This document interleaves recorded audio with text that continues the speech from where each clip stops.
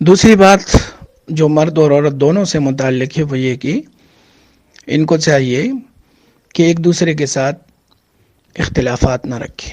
بغض نہ رکھے، حسد نہ رکھے، کینہ نہ رکھے، اس وجہ سے کہ مرد اور عورت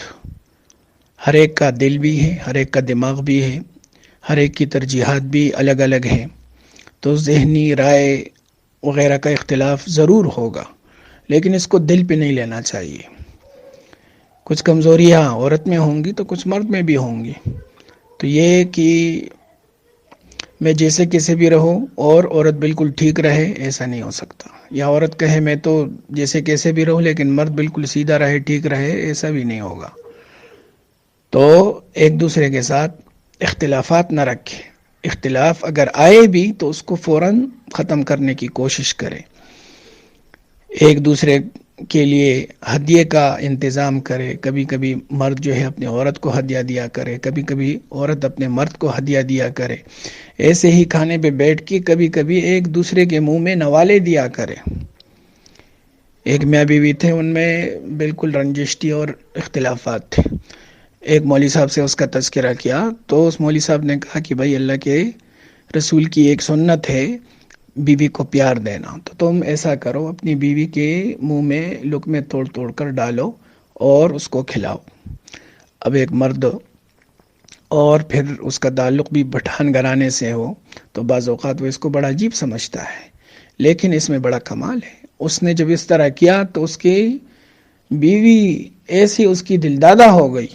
کہ اس کے بعد پھر سارے اختلافات ہی ختم ہو گئے۔ تو ایسے کام کرنے چاہیے کہ جس سے ایک دوسرے کے قریب ہو جائے اور آپس میں الفت اور محبت ہو، اختلافات کی شکل نہ ہو۔ پھر خاص طور سے اختلافات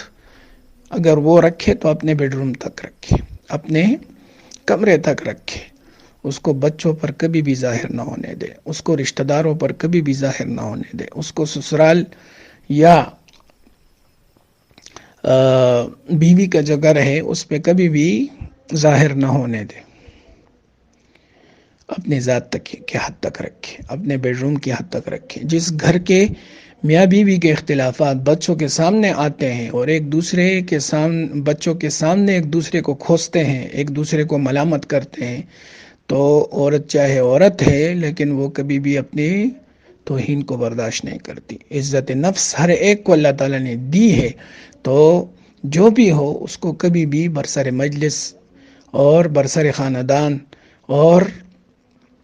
بچوں کے سامنے، اولاد کے سامنے ذلیل اور رسوا نہیں کرنا چاہیے، ورنہ تو اس سے بگاڑ پیدا ہوگا اور اس سے احساس کمتری پیدا ہوگی۔ اگر کوئی بات ہے بھی تو اس کو میاں بیوی اپنے بیڈ روم میں حل کریں اور اپنے اختلافات کو کمرے سے نکلنے سے پہلے پہلے نمٹائیں، ایک دوسرے کی گلے شکووں کو دور کریں، ایک دوسرے کے اعتراضات کو دور کریں۔ اگر ایک دوسرے سے گلے شکوے ہیں تو ایک دوسرے کو سنا کر پھر اس کو ہموار کریں، اس طریقے سے اختلافات کو ختم کیا کریں۔